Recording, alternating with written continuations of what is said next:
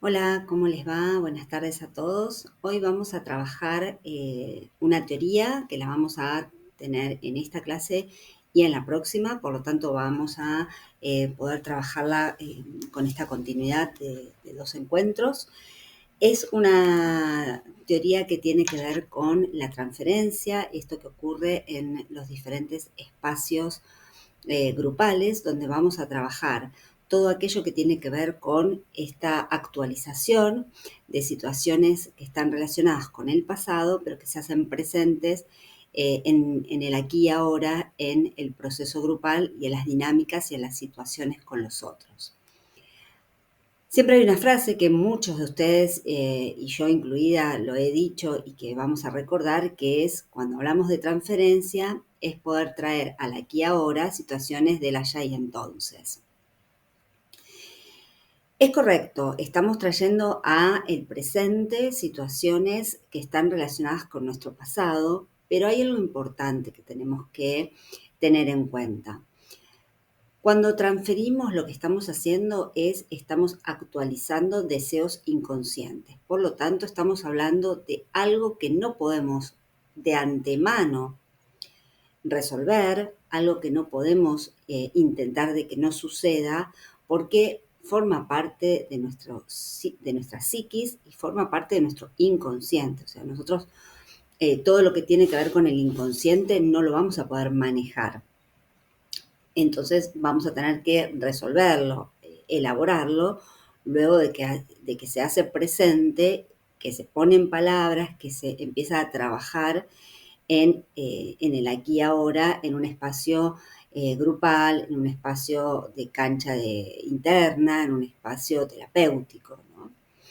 Esto es importante porque desde que nosotros empezamos a trabajar, a observar grupos, vamos a tener que tener en cuenta esta situación que ocurre siempre en toda relación, en todo vínculo. Todos los sujetos, no solo los que forman parte de grupos, todos los sujetos transferimos. Siempre en los vínculos estamos transfiriendo algo que está relacionado con nuestro grupo interno, con nuestro mundo interno, con situaciones que están relacionadas con nuestro pasado, con nuestra infancia. Cuando hablamos de transferencia, tenemos que hablar sí o sí, y esta es la manera que vamos a ir entrando en este trabajo. Vamos a tener que hablar sí o sí, como les decía, del padre del psicoanálisis, es decir, de Sigmund Freud.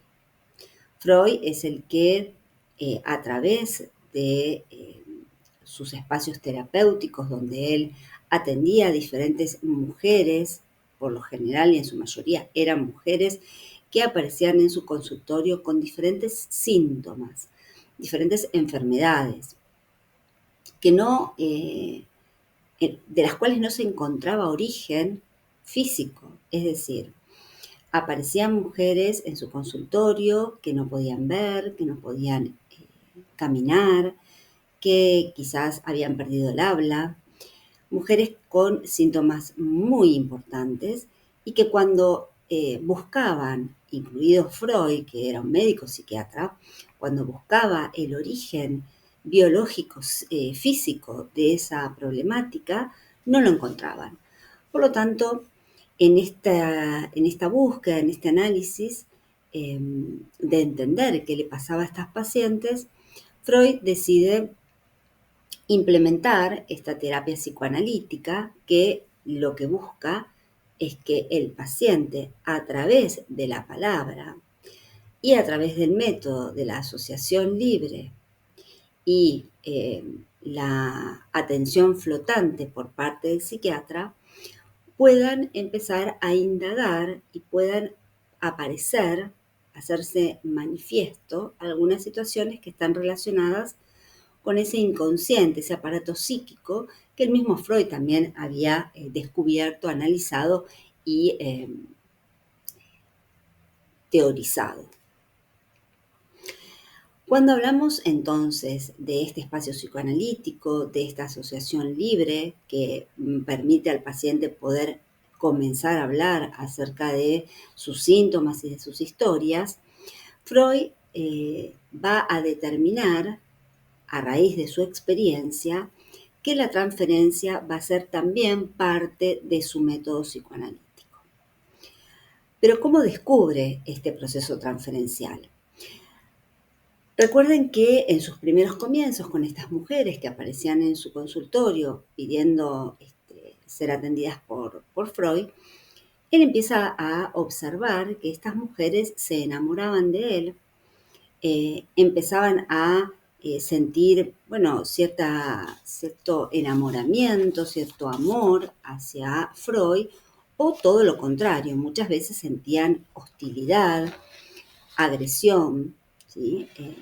También hacia el terapeuta, hacia Freud. Esto a él le llama mucho la atención y comienza a observar este vínculo que se genera, y lo que plantea es cómo puede ser que estas mujeres se enamoren de mí si en realidad no me conocen, no tenemos una relación, no puede haber una situación que le permita a ese paciente enamorarse de mí. Y él ahí se da cuenta que en realidad el paciente no se enamoraba de él, sino que se enamoraba de su función. Es decir, que esto que sucedía, él va a detectar que tenía que ver más con el lugar que él ocupaba como terapeuta que él mismo. A raíz de esto, Freud empieza a detectar esta situación y él plantea que este proceso que se generaba, donde las pacientes sentían algo por esta figura, tenía que ver más con las historias personales de las pacientes y no con la historia actual que estaban atravesando. Y en un primer momento, y esto es importante tenerlo en cuenta que fue solo en un primer momento, Freud creyó que la transferencia era igual a resistencia. Es decir, que en ese juego transferencial el paciente lo que estaba buscando era resistirse al tratamiento y a la cura. Este pensamiento duró un tiempo hasta que con el avance de sus observaciones y de sus propios análisis, Freud se da cuenta que es necesaria la transferencia para lograr que el paciente pueda ligarse con el terapeuta, lograr esta situación de confianza y poder entonces empezar a hablar, a poner en palabras aquello que le sucedía e indagar en su pasado, y más aún en su inconsciente, diría Freud. Por lo tanto, la transferencia es tomado ya como algo positivo para su tratamiento y forma parte de este método psicoanalítico que va a trabajar Sigmund Freud. Ahora bien, cuando él habla de transferencia, dice, podemos encontrarnos con una transferencia positiva o podemos encontrarnos con una transferencia negativa. Cuando hablamos de una transferencia positiva, estamos hablando de aquella situación amorosa, aquella situación de enamoramiento hacia el terapeuta en este caso, o hacia incluso, él va a decir, hacia la relación, hacia el vínculo. Es decir, que el paciente transfiere positivamente generando una mayor ligazón, como les dije recién. Esta ligazón permite que el paciente se sienta más confiado, más contenido por el terapeuta, y en esa confianza, en esa contención, poder trabajar más aquellos traumas, aquellas situaciones del pasado y del inconsciente y traerlas al presente. Pero también Freud va a decir que pueden haber transferencias negativas, es decir, que en lugar de sentir amor por el terapeuta, el paciente puede sentir hostilidad, violencia, eh, puede enojarse con el terapeuta, y ahí vamos a tener que tener más cuidado y trabajar aún más esta transferencia para justamente que el paciente continúe con el tratamiento a pesar de establecer este tipo de transferencia negativa. Teniendo todo esto en cuenta, que Freud empieza a analizar, lo que va a incorporar también en su terapia psicoanalítica es el diván. ¿Sí? En la historia, el diván aparece como parte de este método, porque Freud lo que plantea es, si el paciente genera esa transferencia hacia el terapeuta y además en algún momento utiliza el diván como parte de este tratamiento, ustedes recuerden, tal vez si no hicieron terapia, lo habrán visto en las películas, que se encuentra el paciente en un diván, recostado, y el terapeuta está por detrás del paciente. Es decir, que el paciente no puede ver a este terapeuta. Esto es un método que utiliza Freud para que el paciente pueda tener mayor transferencia con el terapeuta. El que reconoce que si el paciente no ve al terapeuta, esas figuras, esos personajes de su historia, de su pasado, se hacen aún más presentes porque en realidad no lo está viendo al terapeuta, sino que está hablando con estas imagos, va a decir después Freud, estas imagos paternas, maternas, fraternas, que tienen que ver con la historia del sujeto. Freud, aparte de todo lo que tiene que ver con el psicoanálisis, todo lo que tiene que ver con los procesos transferenciales, recuerden que él va a hablar y va a ser quien nos traiga todo este aparato psíquico y desarrolle toda la teoría del aparato psíquico, recuerden, con dos tópicas. Primera tópica, consciente, preconsciente e inconsciente. Segunda tópica, que se suma a la primera, yo, superyo y ello. En esta etapa del yo, el superyo y el ello, Freud va a desarrollar lo que él denomina complejo de Edipo. ¿Por qué traigo todo esto? Porque tenemos que tener más presente todo lo que está relacionado con nuestro inconsciente, con nuestra estructura psíquica, para poder empezar a entender aún más qué pasa con los sujetos en los grupos.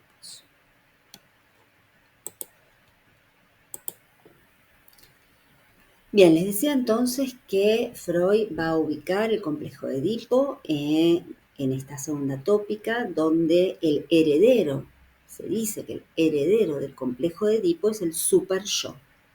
En esta construcción del aparato psíquico, el super-yo va a aparecer como heredero de ese complejo de Edipo. Recuerden que el complejo de Edipo, dicho muy rápidamente y casi les diría yo de manera absolutamente sencilla, es esa etapa entre los 3 y 5 años donde el sujeto siente y aprende lo que es la castración, ¿sí?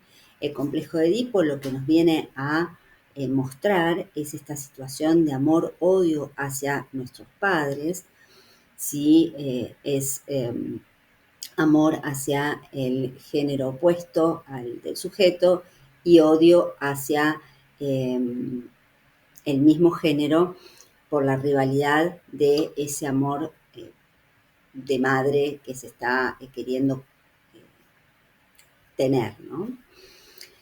El complejo de Edipo es el momento fundamental en todo sujeto para poder lograr lo que él va a decir es el super yo, que es quien nos pone los límites. El super yo es el que nos dice qué hay que hacer, qué está bien y qué está mal. Es el que nos marca las normas. Ustedes piensen que el super yo aparece luego de esta castración que vive el sujeto, donde la ley del padre empieza a imponerse, marcando lo que está dentro de las normas. También tengan en cuenta que pasando por esta etapa, que por lo general es una etapa previa a que los niños ingresen a la escuela primaria, el niño empieza a prepararse justamente para poder empezar a incorporar, luego de pasar por este complejo de Edipo, de manera inconsciente, no lo olviden nunca, estamos hablando de procesos inconscientes, el sujeto va a poder empezar a incorporar las normas culturales. ¿Sí? Se pasa por el complejo de Edipo, por esta castración, por la ley del padre, se gesta o aparece o se hereda el super yo, y los sujetos que están comenzando esta etapa de sociabilización, donde ya ingresan a un grupo secundario, están más preparados para recibir las diferentes normas, reglas sociales, culturales del contexto.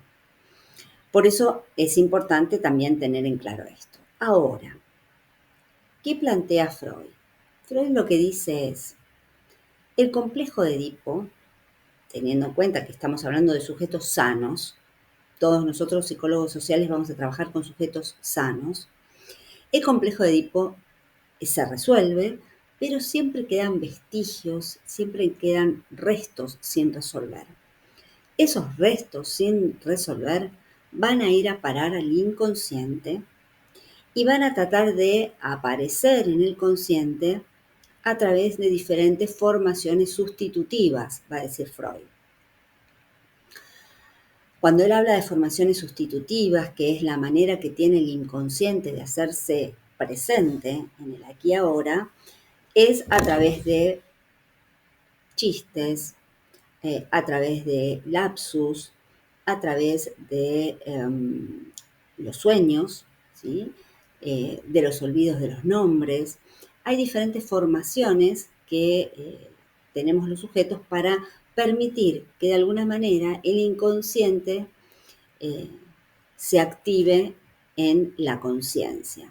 Pero para justamente este aparato psíquico seguir protegido y poder nosotros funcionar como seres que podemos socializar, trabajar, todo lo que hacemos en la vida cotidiana, no aparece de manera explícita, sino aparece a través de estas formaciones y también en la transferencia. En las transferencias nosotros estamos, de alguna manera, tratando de trabajar todo aquello que ha quedado como resto del complejo de Edipo.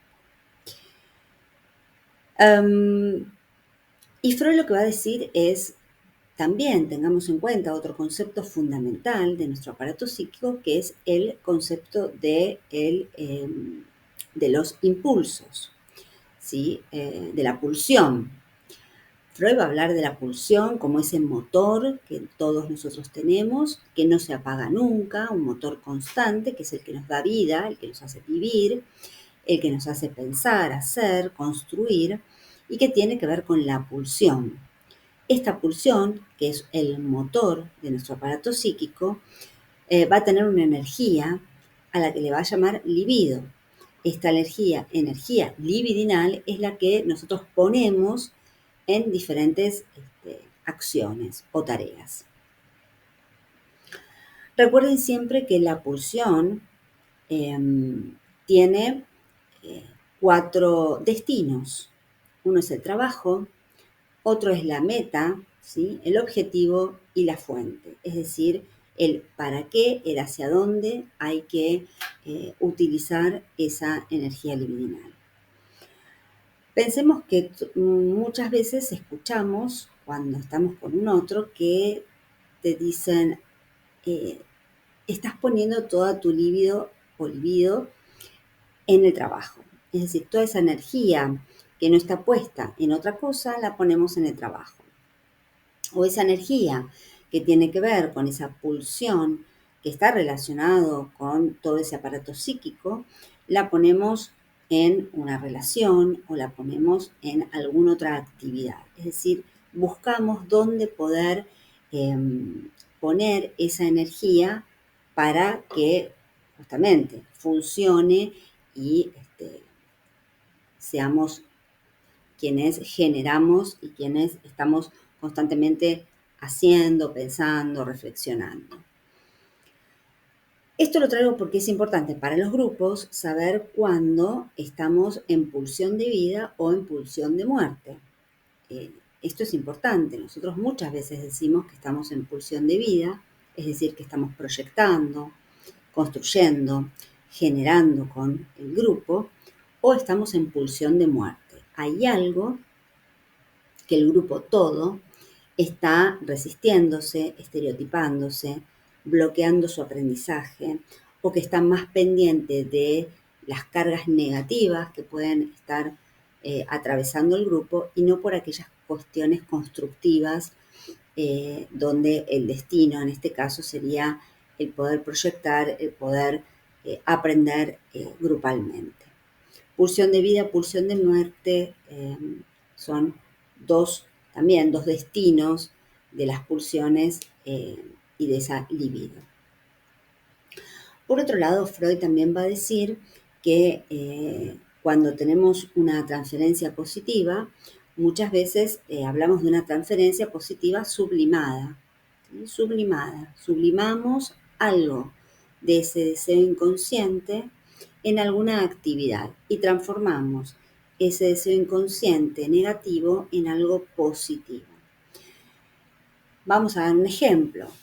Si pensamos en los niños, recuerden, por ejemplo, que los niños cuando son muy chiquitos juegan con su cuerpo, juegan con sus propias sus propias acciones, juegan cuando tienen mocos y se meten los dedos en la nariz, se sacan los mocos, se comen los mocos, desde un lugar totalmente infantil. ¿Qué pasa cuando eso lo ve un adulto? El adulto lo reprime, dice, qué mal esto, ¿sí? Ahí ya está la ley social, la ley de la cultura que nos dice esto no es correcto, esto está mal. Y el niño no siente eso, ¿no? Tiene una libertad frente al desconocimiento y frente a esta castración que va a aparecer luego. También podemos ver a niños que toman su propia caca y empiezan a enchastrar las paredes, ¿no? Hay algo ahí que los conecta con esto que para el adulto también es desagradable y que el niño sabe en algún momento que no va a poder hacerlo porque socialmente no está permitido, y ahí es donde la castración también se hace presente y también la sublimación. ¿De qué manera? Cuando esto sucede en la niñez, esos niños van a sublimar esa energía, esa pulsión, y la van a transformar en algo positivo. Por ejemplo, en el arte. ¿Sí? Son niños que probablemente, cuando sean adultos, se dediquen a construir o hacer este arte, a pintar. Esa es una manera que tiene el ser humano de poder enviar todo eso que tiene que ver con algo no aceptado socialmente, lo envían siempre pensando de manera inconsciente a alguna actividad que pueda ser aceptada por un otro. Otra de las maneras que tenemos también de trabajar, o los destinos que tenemos de trabajar esta pulsión, tiene que ver con la represión. ¿Sí? Muchas veces reprimimos, es decir, dejamos guardado en nuestro interior aquello que deseamos, ¿no? Con esta represión nada ha pasado y nos quedamos con este pensamiento de que aquí no ha pasado nada y podemos continuar con nuestra vida reprimiendo deseos inconscientes. Deseos que no van a ser aceptados, vuelvo a decir, culturalmente, socialmente. Entonces los reprimimos. Va a haber otras maneras también de poder trabajar esta pulsión.